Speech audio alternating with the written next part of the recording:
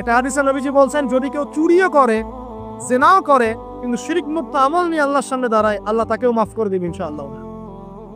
এটাই সেই হাদিসের ব্যাখ্যা। আসলে লা ইলাহা ইল্লাল্লাহ যে ব্যক্তি মন থেকে পড়েছে, কলবের মধ্যে সরিষা দানা পরিমাণ ঈমান আছে, মানে শিরকের পাপ করে নাই, ইনশাআল্লাহ তাআলা আল্লাহ পাক তাকে জান্নাত দিবেন একদিন না একদিন ইনশাআল্লাহ।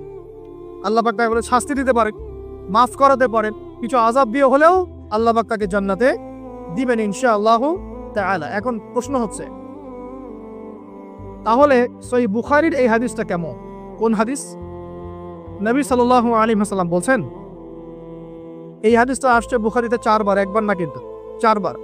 নবীজি বলছেন, কিয়ামতের দিনে, মনোযোগ দেন প্রিয় ভাই, কিয়ামতের দিনে আদম আলাইহিস সালামকে ডেকে আনা হবে, ডেকে বলা হবে, তোমার সন্তান যারা আছে, আদম সন্তান, তাদের মধ্য থেকে তুমি জাহান্নামীদেরকে আলাদা করে ফেল। আদম আলাইহিস সালাম বলবেন, হে আল্লাহ, কতজনকে আলাদা করব? আল্লাহ পাক বলবেন, প্রতি 1000-এ 999 জনকে জাহান্নামের জন্য আলাদা করে দাও। নাউযুবিল্লাহ বলবেন, প্রতি 1000-এ 999 জনকে জাহান্নামের জন্য আলাদা করে দাও। সহিহ বুখারীতে 4 বার আসে, একবার না, 4 বার। এবার সাহাবীরা কিন্তু একটু বিচলিত হয়ে পড়লেন। তিনি বলেন, ইয়া রাসূলুল্লাহ, তাহলে কিভাবে হবে? নবী সাল্লাল্লাহু আলাইহি ওয়াসাল্লাম বলছেন, আশ্বস্ত হও, জান্নাতীদের কাতার হবে 120টা। কয়টা? 120টা। তার মধ্যে 80টা কাতার হবে আমার উম্মতে মুহাম্মাদের ইনশাআল্লাহ। এবং এই হাদিস তো শোনালেন যে ব্যক্তি এই উম্মতের মধ্যে আল্লাহর সাথে শিরক না করে মারা যাবে, আল্লাহ পাক তাকে মাফ করে দিবেন ইনশাআল্লাহ। তাহলে প্রশ্ন, এত পার্সেন্টেজ, হিউজ পার্সেন্টেজ মানুষ কেন তাহলে জাহান্নামে যাচ্ছে? তাদের আমলনামায় কোন পাপটা থাকতে পারে যার কারণে তারা জাহান্নামে যাচ্ছে? উত্তর দেন দেখি। আল্লাহ পাক কিন্তু বলে দিয়েছেন, আল্লাহ পাক শিরক ছাড়া যে কোনো গুনাহ যাকে ইচ্ছা মাফ করতে পারেন। তাহলে এত বেশি মানুষ কেন জাহান্নামে যাচ্ছে? উত্তর, তাদের আমলনামায় কোন পাপ থাকতে পারে? শিরক। এবার আসেন, ইবলিস এবং তার অনুসারীরা উম্মতে মুহাম্মাদীকে বিভ্রান্ত করার জন্য এই শিরকের একটা ব্যাপক সয়লাব ছড়িয়ে দিয়েছে সমাজের মধ্যে। আমি খুব শর্ট করে বোঝাবো। আরেকটা হাদিস বলবো তার আগে আপনাকে, সেটা হলো, এই উম্মতের 70,000 মানুষ কিন্তু আবার বিনা হিসেবে জান্নাতে যাবে। এই উম্মতের 70,000 মানুষ বিনা হিসেবে জান্নাতে যাবে, যারা 1 নাম্বার পাখি উড়িয়ে ভাগ্য গণনা করে না। যারা পাখির সাথে ভাগ্য গণনা করে, শিরকের সাথে সম্পর্ক আছে কি নাই? যারা আগুনের সেকা টাকা দিয়ে আগুনের উল্কি অঙ্কন করে চিকিৎসা পদ্ধতি গ্রহণ করে না। যারা হারাম অবৈধ কোনো ঝাড়ফুঁক গ্রহণ করে না, যে তাবিজ কবজ কবিরাজি করে না, কুফরি কালাম করে ঝাড়ফুঁক করছে না, এগুলো করে না। যারা সর্বাবস্থায় আল্লাহর উপর তাওয়াক্কুল করে, 70,000 এমন মানুষ বিনা হিসেবে জান্নাতে যাবে ইনশাআল্লাহ।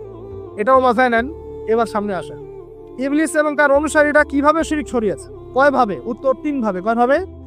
3 ভাবে। আশ-শিরকু ফিল আকীদা, শিরক ছড়িয়েছে বিশ্বাসের মধ্যে।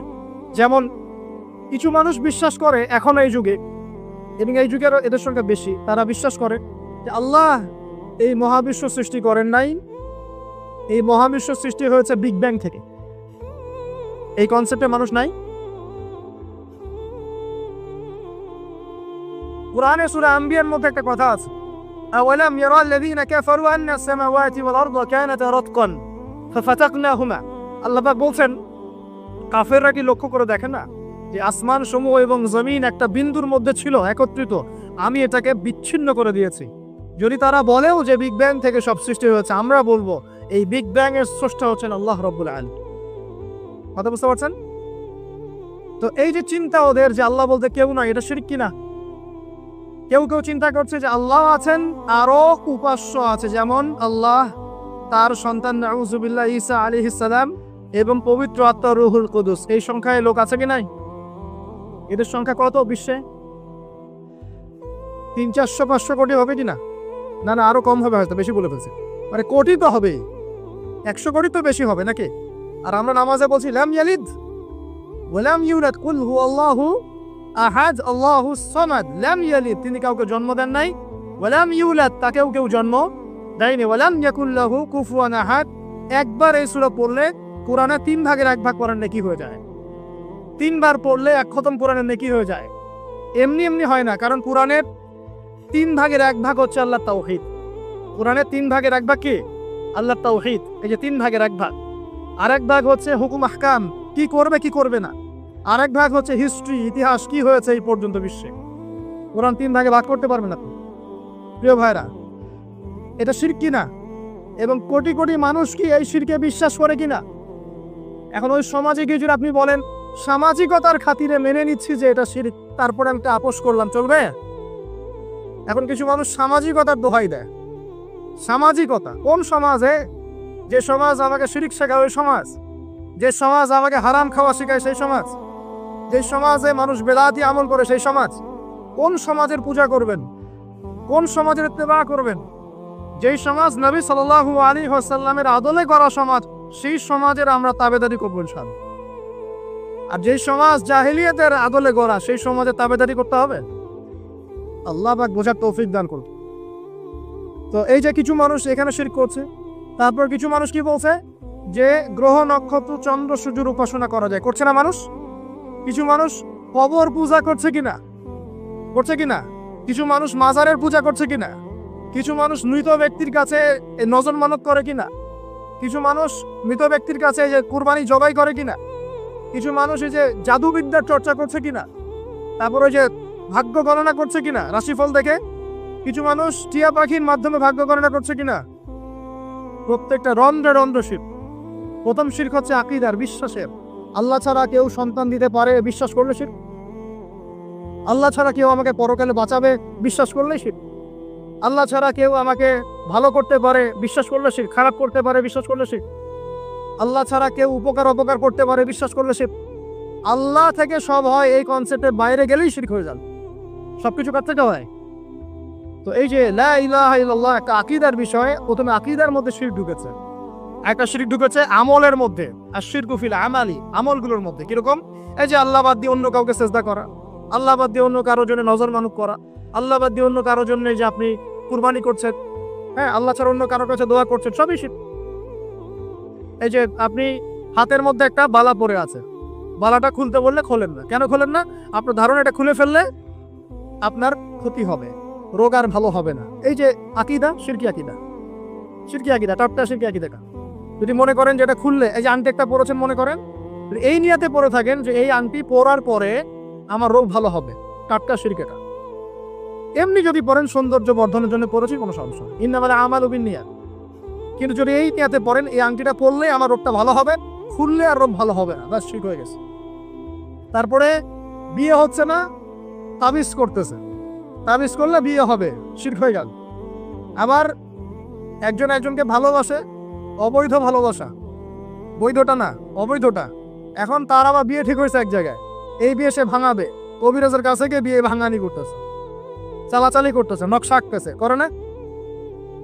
স্বামী স্ত্রীর কথা শোনে না, স্ত্রী চলে গেছে কবিরাজের কাছে, গিয়ে বলছে আমার স্বামী আমার কথা শোনে না, তাবিজ করবো, তাবিজ দেন। স্বামী ঘুমায়, বালিশের নিচে দেখে তাবিজ। আছেন এরকম কুফরি কালা? সবই সে। কেউ জাদুবিদ্যার চর্চা করতেছে মানুষ। এখন বহু মানুষ জিনের উপাসনা শুরু করেছে, হ্যাঁ, জিন তাবে করছে, জিনকে দিয়ে কাজ করাচ্ছে। এগুলো তো সায়েন্স বিশ্বাস করে না, করে? জিন জাতির অস্তিত্ব আছে কি নাই? ওমা খলাকতুল জিন্না ওয়াল ইনসা, আল্লাহ পাক বলছেন ওমা খলাকতুল জিন্না ওয়াল ইনসা, আমি জিন আর মানুষকে সৃষ্টি করেছি কি জন্য? ইল্লা লিয়াবুদুন, আমার ইবাদত করার জন্য। আমাদের সবার সাথেই একটা করে শয়তান জিন আছে, আছে না নাই? আছে। বাথরুমে যান না, বাথরুমে যাওয়ার সময় কি দোয়া পড়েন? আল্লাহুম্মা ইন্নী আউযু বিকা মিনাল খুবসি ওয়াল খুবসি আর খাবাইস, মানে কি? খুবসি আর খাবাইস মানে কি? দুষ্ট নোংরা জিন শয়তান।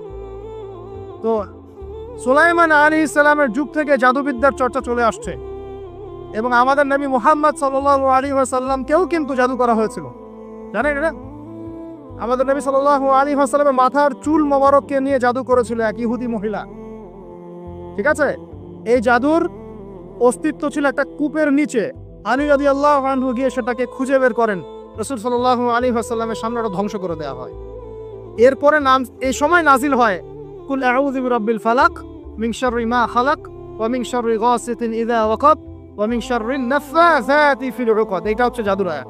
ওয়া মিন শাররিন নাফাসাতি ফিল উকাদ ওয়া মিন শাররি হাসিদিন ইযা হাসাদ।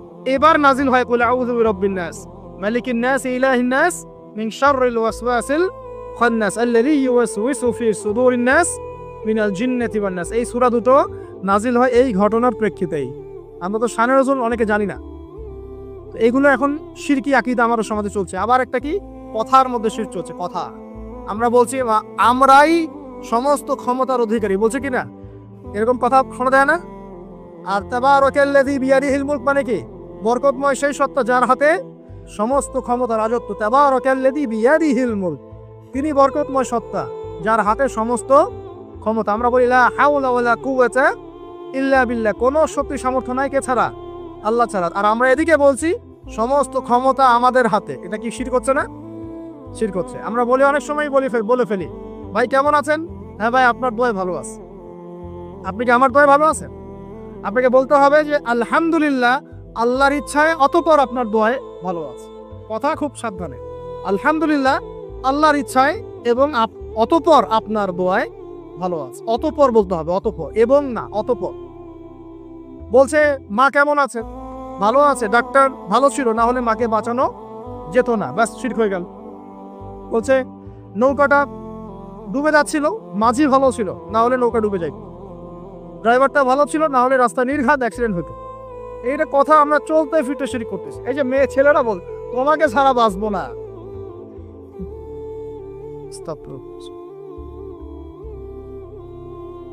বাঁচিয়েন না, বেঁচে থাকে কি হবে আপনার? যদি একটা মেয়ের জন্য জীবন দিয়ে দেন, তাহলে আল্লাহর জমিনে আপনি আল্লাহর জন্য কি করবেন? এই যে অনেক গানও আছে, দেখবেন অনেক গানের লিরিক্স গুলো, ম্যাক্সিমাম গানের লিরিক্সের মধ্যে দেখবেন শিরকি কথা আছে, খেয়াল করে দেখবেন। তো এই কথায় তিনটা ক্ষেত্র বললাম, কথায়, কাজে এবং চিন্তায়। এই তিনটা ক্ষেত্রে মুসলিম সমাজের মধ্যে এখন শিরক বিরাজ করছে। এটা আমাদের উম্মতের সবচেয়ে বড় সমস্যা এখন। আল্লাহ পাক আমাদের সবাইকে শিরক মুক্ত আমল করা তৌফিক এনায়েত করুন। সকলে বলে আমিন। তাহলে কি করতে হবে? আমি কয়েকটা বই পড়ার পরামর্শ দিচ্ছি। কিতাবুত তাওহীদ একটা বই আছে, শিরক সম্পর্কে অনেক বিস্তারিত আলোচনা করা আছে, এটা পড়তে পারেন। তারপরে কোরআন সুন্নাহর আলোকে ইসলামী আকীদা একটা বই আছে, এটা পড়তে পারেন। আকীদা তাহাওয়িয়াটা পড়তে পারেন। আর শিরক সম্পর্কে আরো অনেক বইপত্র বাজারে বের হয়েছে, শিরক কি ও কেন ইত্যাদি টাইপের। এগুলো পড়লে আপনি শিরকের ধারণা পাবেন ইনশাআল্লাহ তাআলা। আল্লাহ পাক আমাদের সবাইকে শিরক মুক্ত আমল করা তৌফিক এনায়েত করুন। সকলেই বলি আমিন। আর একটা কথা বলি শিরক সম্পর্কে, সেটা হলো আধুনিক সময়ে কিন্তু নতুন একটা শিরক চালু হয়েছে, এটা শুনে রাখেন। সেটা কি? আল্লাহর যত হালাল আছে এগুলোকে মানুষ হারাম করছে দিন দিন, আর আল্লাহ পাকের হারামগুলোকে হালাল করছে দিন দিন। এটা কিন্তু একটা শিরকি আকীদা, এটাও কিন্তু শিরক। জানেন, ইত্তাখাযু আহবারহুম ওয়া রুহবানাহুম আরবাবা মিন দুনিল্লাহ, তারা ধর্ম নেতা এবং সমাজ নেতাদেরকে রবের আসনে বসিয়েছিল। এখন আলী ইবনে হাতেম তিনি বলছেন রাদিয়াল্লাহু আনহু, আমরা তো আমাদের ধর্মনেতা বা সামাজিক নেতাদের তো পূজা করি না। তখন নবী সাল্লাল্লাহু আলাইহি ওয়াসাল্লাম বলছেন, তারা কি আল্লাহর হালালকে হারাম করে দেয় না? তোমরা কি তা মেনে নাও না? আবার তারা কি আল্লাহর হারামকে হালাল করে ফেলে না? তোমরা কি তা মেনে নাও না? তখন তিনি বলছেন, বেলা ইয়া রাসূলুল্লাহ, এটা তো আমরা করি। তখন নবী সাল্লাল্লাহু আলাইহি ওয়াসাল্লাম বলছেন, তিলকা ইবাদাতুহুম, এটাই তো ওদের ইবাদত করা। কেউ যদি আল্লাহর হালালকে হারাম করে আর আমরা তা মেনে নেই, আমরা ওদের ইবাদত করছি। কেউ যদি আল্লাহর হারামকে হালাল করে নেয়, হালালকে হারাম করে নেয়, আমরা তার কথা মেনে নেই, তাহলে আমরা তার ইবাদত করছি। আল্লাহ পাক আমাদেরকে এই ধরনের শিরক থেকে বাঁচার তৌফিক দান করলে আমি আরেকটা সমস্যা বলে শেষ করছি। উম্মার মানে দুর্দশার অন্যতম একটা কারণ, সেটা হলো বেদাত। এইটুকু বলে একটু বসেন, 10 মিনিট সময় নেব। এটা একটা ইম্পর্টেন্ট টপিক, এটা একটু বুঝতে হবে, খুব ইম্পর্টেন্ট। এই কারণে উম্মার মধ্যে অনেক ফাসাদ সৃষ্টি হয়েছে, ফিতনার সৃষ্টি হয়েছে, এবং মানুষ নবীর সুন্নত থেকে মুখ ফিরিয়ে এখন সব বেদাতি আমল করা শুরু করেছে। আর এই বেদাতগুলোকে মানুষ সামাজিকতা বলে চালিয়ে দেওয়ার চেষ্টা করছে। খুব খেয়াল রাখবে, নবী সাল্লাল্লাহু আলাইহি ওয়াসাল্লামের সুন্নাহ মানে আল্লাহ পাক কোরআন নাজিল করেছেন, তার রাসূলের হাদিস আছে আমাদের সামনে। কোরআন এবং হাদিস, নবী যেভাবে আমল করেছে আমরা সেভাবে আমল করি, এর নাম সুন্নাহ। সাহাবায়ে কেরাম রাদিয়াল্লাহু আনহুম যেভাবে করেছেন আমরা সেটা করি, এর নাম সুন্নাহ। মানে নবী সাল্লাল্লাহু আলাইহি ওয়াসাল্লাম বলছেন, মাই ইয়াইশ মিনকুম বাদি, তোমাদের মধ্যে আমার পরে যারা বেঁচে থাকবে, ফাসায়ারা ইখতিলাফান কাসীরা, তোমাদের মধ্যে যারা বেঁচে থাকবে আমার পর তারা দেখবে অনেক ইখতিলাফ চলছে সমাজের মধ্যে। তো আলাইকুম বিসুন্নতি ওয়া সুন্নতি খুলাফায়ে রাশিদিন মাহদিন মিন বাদি, তখন তোমাদের কাজ হবে আমার সুন্নতকে আঁকড়ে ধরে থাকা এবং আমার হেদায়েতপ্রাপ্ত খুলাফায়ে রাশিদা সাহাবায়ে কেরাম তাদের সুন্নতকে আঁকড়ে ধরে থাকা। এই সুন্নতের বাইরে যে কোনো কাজ, যে কোনো আকীদা, যে কোনো মতবাদ, এগুলো সবই বেদাত বলে গণ্য হবে। আল্লাহ পাক আমাদেরকে বোঝার তৌফিক দান করুন। যেমন তাওহীদে থাকতে হবে, শিরক করা যাবে না, ঠিক তেমনি সুন্নতে থাকতে হবে, বেদাত করা যাবে না। সুন্নত কেমন? নবী সাল্লাল্লাহু আলাইহি ওয়াসাল্লাম ঘুমিয়েছেন যেভাবে, সেইভাবে ঘুমাবো সুন্নত। নবীজি ঘুমিয়েছেন, ঘুমানোর আগে ওযু করেছেন, ডান দিকে কাঁধ হয়েছেন, আল্লাহুম্মা বিইসমিকা আমুতু ওয়া আহইয়া বলেছেন, সূরা মুল্ক তেলাওয়াত করেছেন, পারলে আপনি করবেন। আয়াতুল কুরসি পড়েছেন, সূরা বাকারার শেষের 3টা আয়াত পড়েছেন, 33 বার সুবহানাল্লাহ, 33 বার আলহামদুলিল্লাহ, 34 বার আল্লাহু আকবার পড়েছেন, ঘুমিয়ে গেছেন। এখন যদি নবীর সুন্নাহ মতো ঘুমাই, এই ঘুমটাও নেকির কাজ হবে ইনশাআল্লাহ। এখন যদি ঘুমানোর নতুন কোনো তরিকা আমি বের করি, তাহলে নবীর সুন্নতের বাইরে বেদাত হয়ে যায়।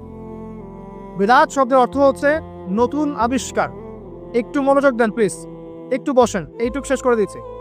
বেদাত শব্দের অর্থ হচ্ছে নতুন আবিষ্কার।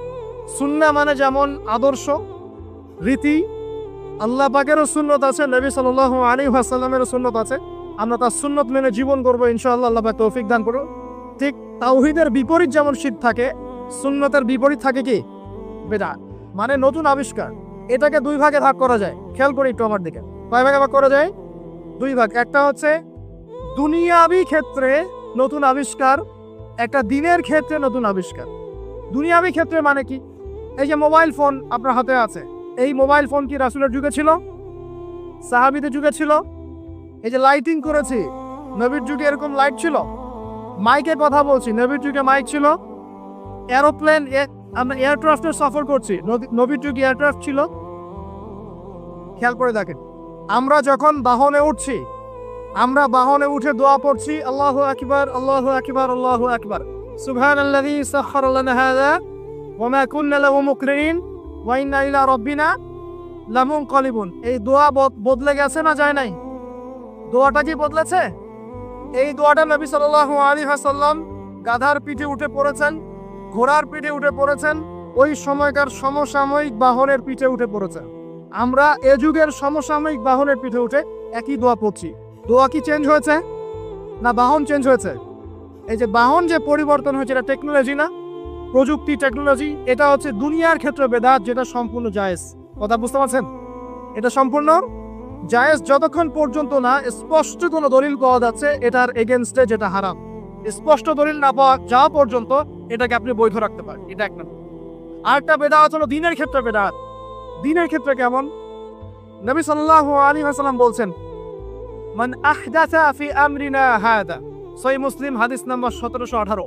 নবীজি বলছেন, মান আহদাসা ফি আমরিনা হাদা মা লাইসা মিনহু ফাহুয়া রাদ। কোন ব্যক্তি যদি এই দিন ইসলামের মধ্যে এমন কোন আমল চালু করে যে আমলের সমর্থনে আমাদের পক্ষ থেকে কোনো প্রমাণ নাই, সেটাই রাদ বা প্রত্যাখ্যাত, সেটা বাতিল। নবী সাল্লাল্লাহু আলাইহি ওয়াসাল্লাম অন্য হাদিসে বলছেন, মান আহদাসা ফি আমরিনা হাদা মা লাইসা মিনহু ফাহুয়া রাদ, মান আমিলা আমালান লাইসা আলাইহি আমরুনা ফাহুয়া রাদ। দিনের ক্ষেত্রে যদি আমরা এমন কোন আমল করি নেকির আশায়, সওয়াবের আশায়, যেটা রাসূল করেন নাই, সাহাবীরা করেন নাই, এবং তাবেঈন, ইমামগণ সবার থেকে প্রমাণিত না, এই কাজটা যদি সওয়াবের আশায় করতে যাই, যার পক্ষে কোনো দলিল পাওয়া যায় না, সেটাকেই বাতিল, প্রত্যাখ্যাত, বেদাত বলা হয়। কথা বুঝতে পারছেন কিনা? উদাহরণ দিলে এবার ক্লিয়ার হবে। কয়েকটা ভাবে হতে পারে। যেমন এক নাম্বার ধরন কেমন? মনে করেন যে আপনি হালুয়া রুটির সেমাই খাবেন, খুব ভালো কথা। হালুয়া রুটির সেমাই খাওয়া কি জায়েজ না জায়েজ? এই খাবারটা হালাল না হারাম? হালাল। আপনি এখনো খেতে পারেন, আপনি সকালেও খেতে পারেন, আপনি দুপুরেও খেতে পারেন, যখন ইচ্ছা তখন খেতে পারেন। কিন্তু যদি আপনি কোনো দিবসকে কেন্দ্র করে এরকম একটা সংস্কৃতি চালু করেন যে আজকে 15ই শাবান, আমরা সবাই এখন হালুয়া রুটি খাবো, এই যে একটা দিনকে কেন্দ্র করে আপনি একটা নতুন কাজ শুরু করলেন, এই কাজটাকে আমরা বেদাত বলে ফেলছি। মনে করেন আপনি দরুদ পড়বেন, খুব ভালো কথা, দরুদ ভালো জিনিস, দরুদ পড়লে নেকি হয়। কিন্তু দরুদ পড়লে নেকি হয়, রাসূলের জীবনী চর্চা করলে নেকি হয়, তাকে সালাম দিলে নেকি হয়, সব ঠিক আছে। কিন্তু এখন যদি আপনি নবীর জন্ম দিবসটাকে কেন্দ্র করে এই কাজগুলোকে ঘটা করে করার চেষ্টা করেন, যেটা নবীজি করেন নাই, সাহাবীরা করেন নাই, এটা হলো ধরনগত বেদাত। কথা বুঝতে পারছেন কিনা? দুই নম্বরে আসেন, একটা হয় জিন্সগত। জিন্স মানে প্রকরণ। এটা কেমন? আল্লাহ পাক আমাদেরকে কুরবানি করতে বলেছেন চতুষ্পদ জন্তু। চতুষ্পদ জন্তু বুঝি 4 পাওয়ালা। এখন ঘোড়ারও তো 4 পা আছে। এখন যদি আমরা কুরবানি করতে গিয়ে এখন ঘোড়া কুরবানি করা শুরু করি, বলেন কি বুঝলেন? আচ্ছা ঘোড়া বাদ দেন, মুরগি কুরবানি করা শুরু করলেন, মোরগ কুরবানি করা শুরু করলেন, মনে করলেন যে সমস্যা কি, এটাও তো আল্লাহর সৃষ্টি, হালাল তো, মুরগি খাওয়া তো হালাল, মোরগ খাওয়া তো হালাল, তো গরু ছাগল বাদ দিয়ে মুরগি কুরবানি করলাম, কি সমস্যা? করতে পারবেন না, কারণ আল্লাহ পাক চতুষ্পদ জন্তু কুরবানি কথা বলেছেন। এটা যদি করেন জিনসগত বেদাত হয়ে যায়। কথা বুঝতে পারছেন? 3 নাম্বার একটা হচ্ছে যেটাকে আমরা বলি আদাদ বা সংখ্যাগত। যেমন আল্লাহ পাক বলেছেন এশার নামাজ পড়তে 4 রাকাত, ফরজ নামাজ কয় রাকাত? 4 রাকাত। কেউ যদি মনে করে এখন না নামাজ খুব ভালো কাজ, নামাজ পড়লে নাকি হয়, 4-এর জায়গায় আমি 5 রাকাত পড়বো, কি হবে? ফজরের নামাজ 2 রাকাত ফরজ। কেউ যদি মনে করে নামাজ তো খুব ভালো জিনিস, ভালো কাজ বলে কি সমস্যা, নামাজ তো পড়লে নাকি হয়, 2 রাকাত পড়লে নাকি হয়, 4 রাকাত পড়লে আরো বেশি নাকি হয়। 4 রাকাত পড়া শুরু করবে, কি হবে? গ্রহণযোগ্য না বাতিল? এটা হলো কথা বুঝতে পারছেন? একটা হচ্ছে আপনার স্থানগত বেদাত। স্থানগত যেমন তাওয়াফ করতে হয় কোথায়? মাতাফে। কোথায় তাওয়াফ করে? হজ করে কোথায়? আরাফার মাঠে। আমরা যদি মনে করি না আজকে আমরা লাঙ্গলকোটে হজ করব, এখানে একটা কাবা বানাবো, এখানেই হজের সব সিস্টেম করব, এখানেই তাওয়াফ হবে, এটা হবে কি স্থানগত বাতিল একটা কাজ, স্থানগত বেদাত। তাওয়াফ করতে হয় মাতাফে, মাতাফে অনেক ভিড়, তাওয়াফ করার জায়গা নাই। কেউ মনে করলো না আমি হারাম শরীফের পিছন দিক থেকে তাওয়াফ করে আসি, 7 বার চক্কর দিয়ে আসে, হবে স্থানগত বেদাত। এরকম করে সংখ্যাগত, ধরনগত, স্থানগত, প্রকরণগত বেদাত হতে পারে। আবার পদ্ধতিগত হতে পারে, কাইফিয়াত। যেমন ওযু করতে হয়, প্রথমে বিসমিল্লাহ বলেন, এই যে হাত ধুচ্ছেন, কুলি করছেন, নাকে পানি দিচ্ছেন, তাই না? তারপরে কনুই ধুচ্ছেন, আস্তে আস্তে পা ধুচ্ছেন। এখন আপনি চিন্তা করলেন যে ওযু তো ওযুই, হাত ধোয়া পা ধোয়া নিয়েই কথা, আমি আগে পাটা ধুই, তারপরে মাথা মাসা করি, তারপরে হাত ধুবো কনুই পর্যন্ত, তারপরে কুলি করে ওযু মাশাআল্লাহ সারা। পদ্ধতি নতুন বানালেন, এটা কি হবে? পদ্ধতিগত বেদাত। বেদাতের কেন করে মানুষ? অজ্ঞতাবশত, হঠকারিতাবশত, দলিল না থাকার কারণে, জাল দলিল পেশ করার কারণে। কেন মানুষ করে? মানুষ করে দুনিয়ার স্বার্থগত কারণে, লৌকিকতার কারণে, মানুষকে সন্তুষ্ট করার কারণে। কি পরিণতি হবে? 2-4টা হাদিস বলে শেষ করছে। একটু শুনেন, নবী সাল্লাল্লাহু আলাইহি ওয়াসাল্লাম বলছেন, আমি সবার আগে হাউজে কাউসারে যাব, যাওয়ার পরে আমি তোমাদের জন্য অপেক্ষা করতে থাকবো, আর মানুষ আমার সামন দিয়ে চলে যাবে। মান মাররা আলাইয়া শারিবা, যে আমার সামন দিয়ে যাবে সে এই হাউজে কাউসারের পানি পাবে আমার কাছে। ফামান শারিবা লাম ইয়াজমা আবাদা, কেউ যদি একবার পান করে সে কখনো পিপাসার্ত হবে না। হাউজে কাউসারের পানি হবে মধুর চেয়ে মিষ্টি, দুধের চেয়ে সাদা, একবার পান করলে আর কখনো পিপাসার্ত হবে না। এবার নবী সাল্লাল্লাহু আলাইহি ওয়াসাল্লাম বলছেন, খেয়াল করেন, নবীজি বলছেন, সুম্মা ইউহালু বাইনি ওয়া বাইনাকুম, এরপর আমার এবং তাদের মাঝখানে হঠাৎ একটা পর্দা পড়ে যায়। আমি বলবো ইন্নাহুম মিন্নি, তারা তো আমার উম্মত, পর্দা কেন পড়ে গেল? কেন পর্দা পড়ে গেল? নবী সাল্লাল্লাহু আলাইহি ওয়াসাল্লামকে বলা হবে, ইন্নাকা লা তাদরি, ইন্নাকা লা তাদরি, হে নবী আপনি জানেন না, মা আহদাসু বা'দাক, তারা আপনার ইন্তেকালের পরে দিনের মধ্যে কত নতুন নতুন বেদাত, আমল এবং আকীদা চালু করেছিল, আপনি জানেন না।